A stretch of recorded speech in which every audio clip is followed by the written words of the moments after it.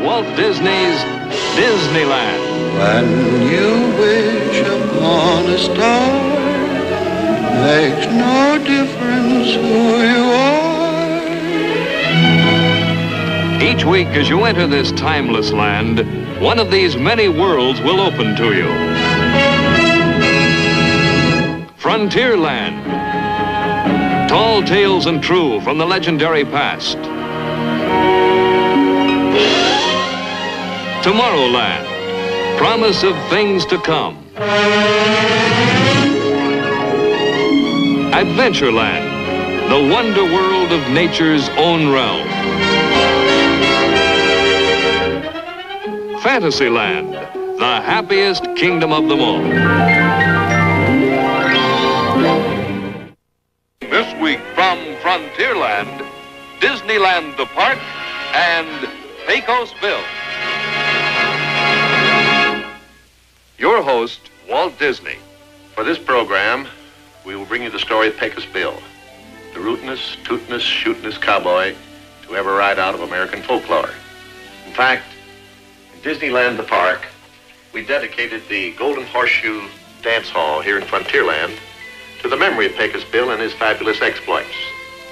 But before we hear the tale of this legendary character of the Old West, we have another story to tell you first. It's the story of Disneyland the Park.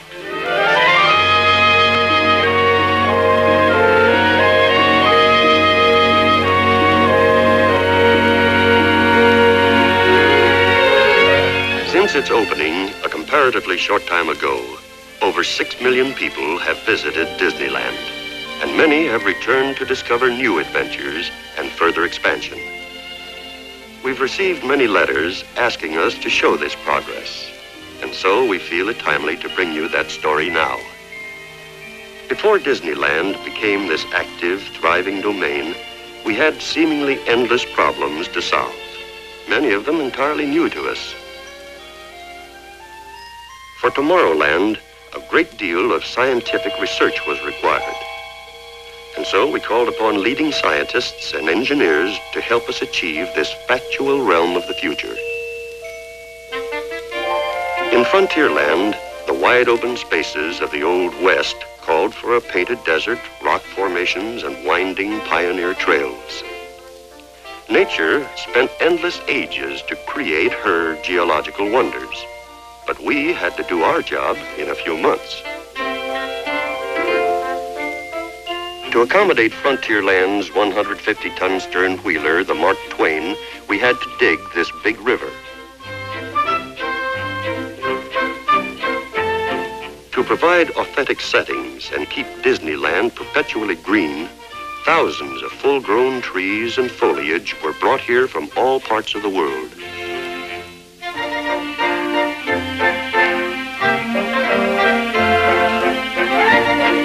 Well, our dream of Disneyland became this reality exactly 1 year and a day from the time we first broke ground. But even to us, who were closely associated with its daily progress, it's difficult to recall that this was once a quiet, rural orange grove. So let's turn back the calendar to the days of its very beginning. After clearing these 160 acres, the job of contouring began. Scooping out over 2 miles of lakes and rivers paid big dividends in valuable dirt, enough for Disneyland's rolling hills and mountains.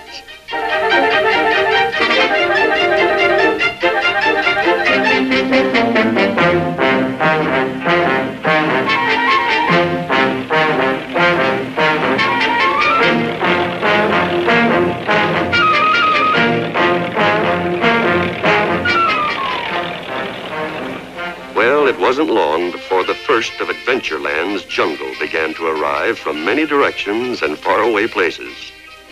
Each tree and plant had a reserved spot and was made to feel at home in specially treated soil.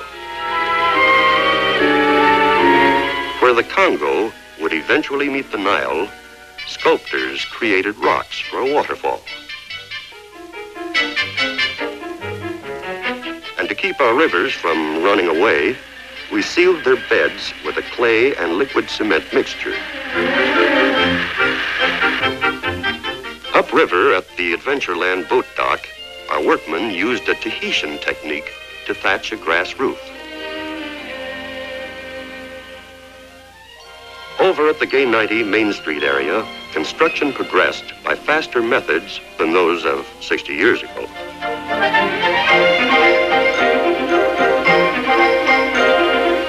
To make sure we would keep our date with a deadline, over 2,000 craftsmen were employed during peak construction periods. Behind these old-fashioned facades, there is a structurally engineered framework of steel. Sleeping Beauty's legendary castle landmarks the site of Fantasyland. This medieval masterpiece is architecturally correct in every detail.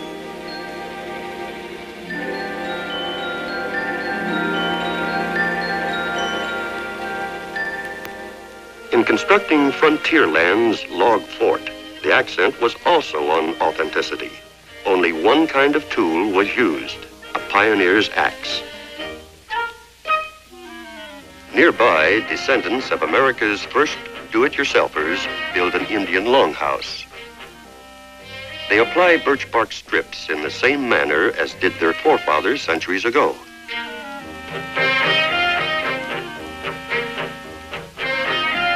Cutting out the windows soon puts a finishing touch on the job.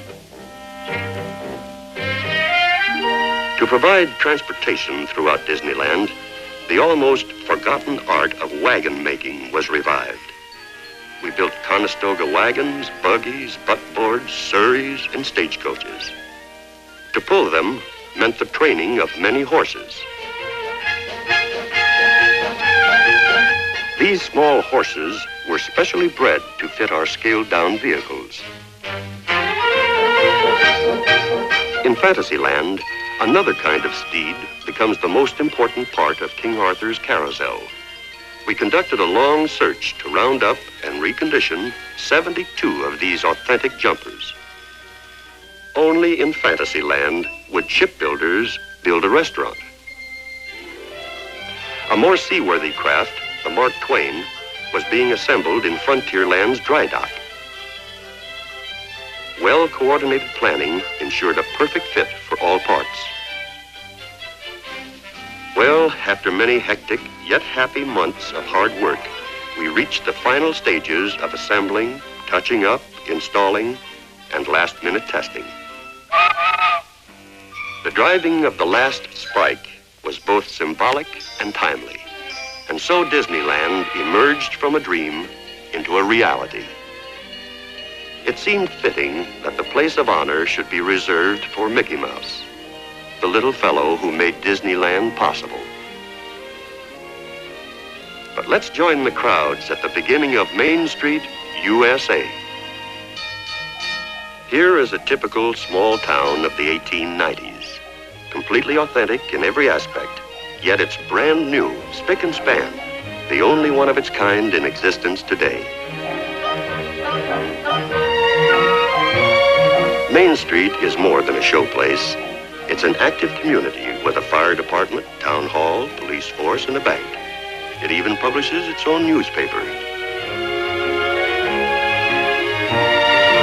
Many organizations are welcomed here, and the Horseless Carriage Club finds Main Street a perfect setting for an outing in their antique cars.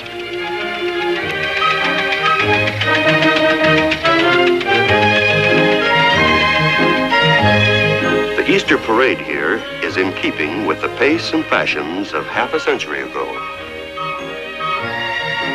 Even Dobbin's noggin is gussied up for the occasion.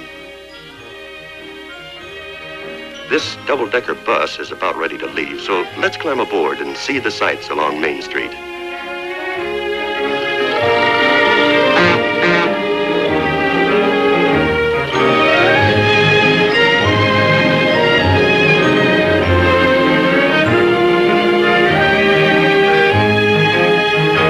The Old-Time Theater features 6 silent movies with old-time piano accompaniment. From this high vantage point, we get a good view of the gingerbread architecture of the Victorian period. Every detail has been faithfully reproduced. But let's transfer to a lower level and continue on a horse-drawn streetcar.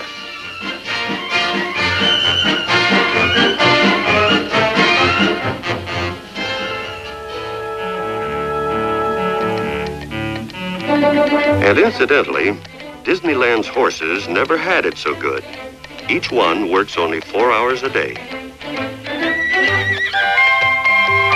For those who prefer to ride in a surrey with a fringe on top, here's one now. If you've ever wondered what a coach dog sees, this might give you some idea.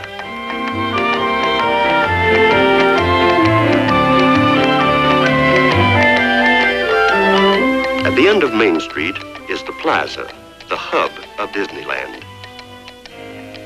Around this focal point are the entrances to all the different and distinctive lands. Here, visitors can rest in the shade and enjoy the passing scene, or catch 40 winks while on the move. In Disneyland, all lost parents are soon returned to their children.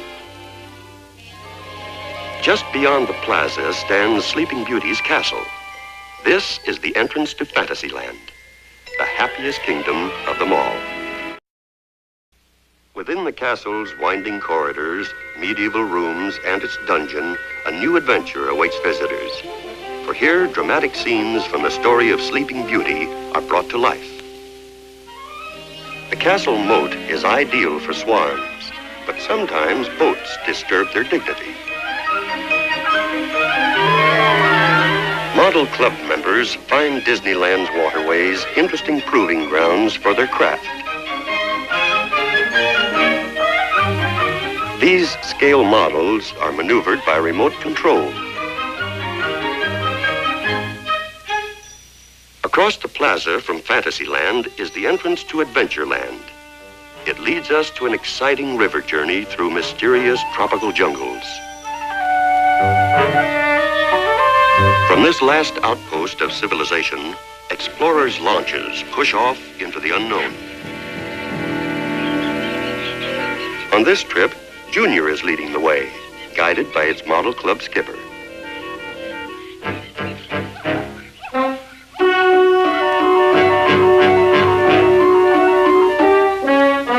The unexpected awaits us at every bend of the river.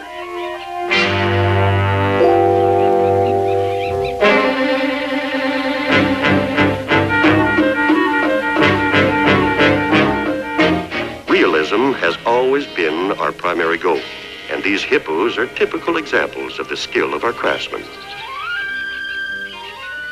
This is the busiest jungle in the world. In fact, as many as 20,000 people a day have enjoyed its wonders and excitement.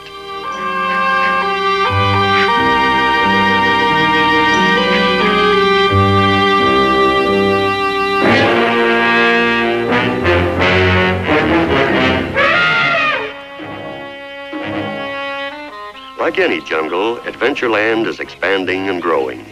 We're adding huge carnivorous plants and giant tropical butterflies. Gorillas, water buffalo, and other big game will prowl through the dense undergrowth. And to the beat of tom-toms, savages will do their war dances. From Adventureland's uncivilized jungles, it's but a few steps across the plaza to Tomorrowland, where man's dreams of the future become the realities of today. At Tomorrowland's entrance, this world clock shows the exact time for any place on Earth.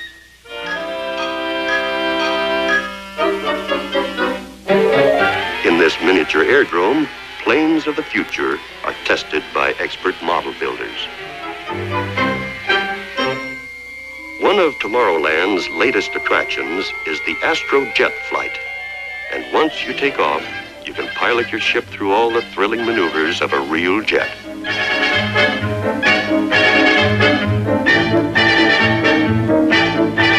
With a little practice, the old game of follow the leader can be played in this modern manner.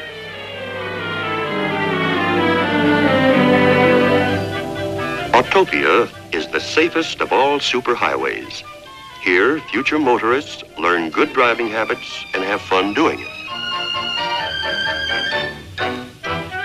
Utopia is always on the move. In fact, the mileage already traveled by these little cars equals 21 trips around the world. This Tomorrowland adventure is a favorite with all youngsters. One of our recent developments is the Skyway. It's a pleasant ride between Tomorrowland and Fantasyland and offers a bird's-eye view of all the realms. Leaving the world of the future, Skyriders glide into an enchanted land of make-believe. Passing over Captain Hook's pirate ship recalls a view often seen by Peter Pan.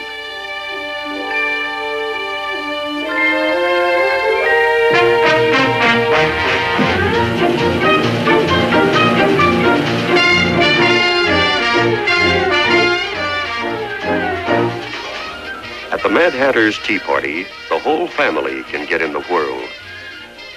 Or they can experience a flight of fancy on Dumbo, the little flying elephant.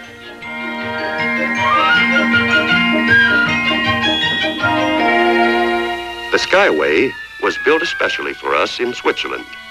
And so we designed this Swiss chalet for its Fantasyland terminal.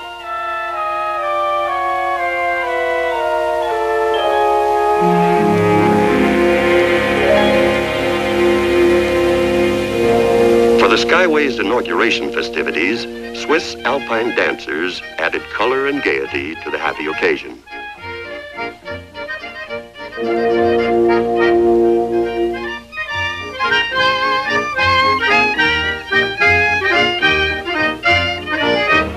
Monstro the whale is another newcomer to Fantasyland, and through his cavernous jaws, obligingly held open, we float into a new adventure.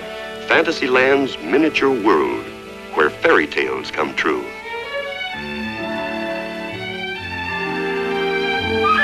This is Storybook Land, and the three little pigs are permanent residents here. These are their houses, the one of straw, the one of sticks, and of course the one of wolf-proof bricks. Mr. Water Rat's riverbank house, Mr. Toad's mansion, and Molly's diggings recalls the story of Wind in the Willows. Cinderella's castle, with its tower clock stopped at the hour of midnight, overlooks the forest cottage of Snow White in the Seven Dwarfs. Casey Jr. also travels through Storybook Land and offers another view of this enchanted world.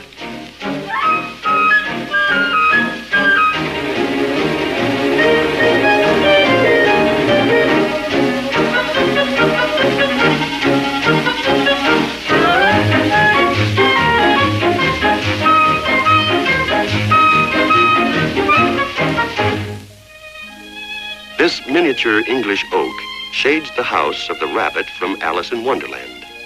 All these dwarf trees and miniature flowers were carefully selected to maintain exact scale in Storybook Land's many settings. Up ahead lies the Swiss-Italian Alps and Pinocchio's village. Here in Geppetto's toy shop, Pinocchio first came to life. From the land of fantasy, it's but a short walk into Frontierland and our country's historic past. Here is a land of log forts and western towns, of pioneer trails and cowboys and Indians.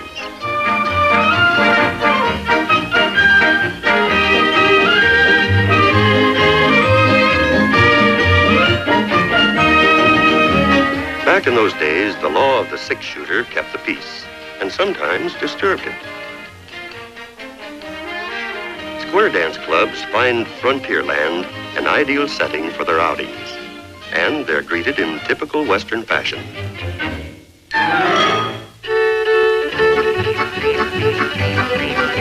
Now swing 'em high and swing 'em low, swing that gal in calico.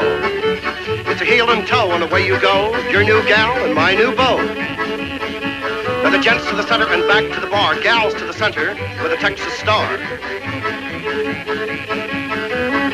Now the gals sweep out and the gents sweep in and form the Texas star again. Here we go with the old mess wagon. It's the hind wheel broke and the axle dragging. Rope your cow and brand your calf. Turn your honey about once and a half. Now the hub flies out and the rim flies in. Turn the old wagon wheel again. The covered wagons and stagecoaches are leaving for trips across the painted desert. There's even a mule train ride for these hardier pioneers.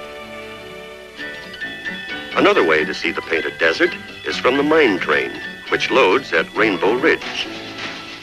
This narrow-gauge railway is one of Frontierland's latest attractions.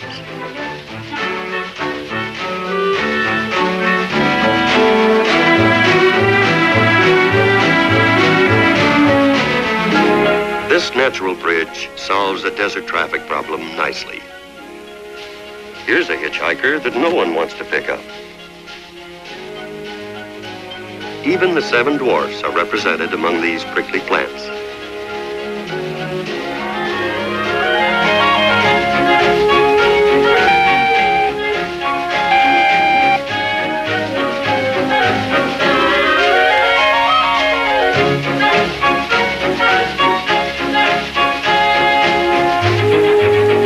Nature never loses her sense of balance here at Disneyland. Well, not completely, that is. The long shortcut through Rainbow Caverns is a breathtaking sight. Here, brilliantly colored cascades, waterfalls, and streams gush from the subterranean walls.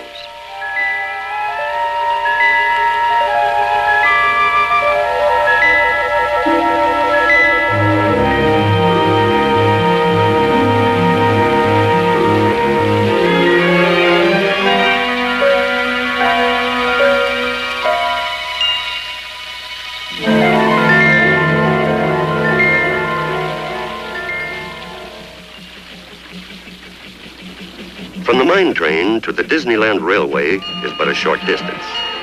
These 2 iron horses are exact replicas of the old-timers of a century ago.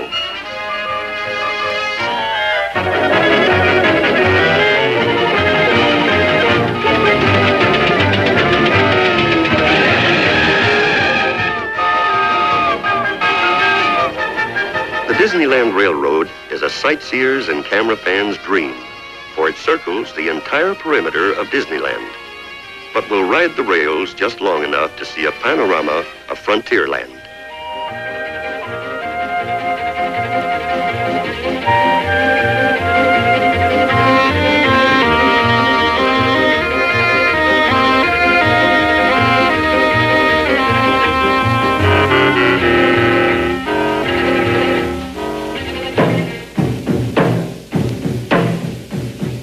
The Indian village is a permanent and popular attraction. Braves from many tribes are represented here. This is the Drum and Feather Club, here for their traditional ceremonies. These tribal dances and centuries-old customs have been handed down from generation to generation. Such groups help fulfill the purpose for which Frontierland was intended, the perpetuation of our country's heritage.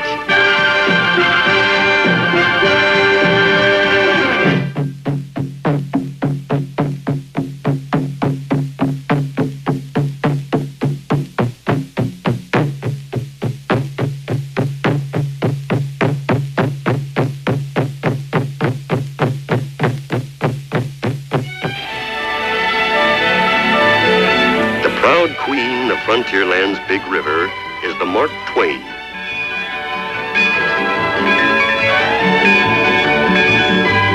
This romantic stern-wheeler is brand new, the only one of her kind to be built in the last 60 years. To date, she has carried over 2 million passengers. Around every bend in the river, dramatic scenes of pioneer days come into view. This settler's cabin flames continuously, but it never burns down. And this lifelike warrior greets all boats. Like her ancestors, this squaw works ceaselessly from morning till night. Even the wildlife here reacts naturally and on cue at the approach of sightseers.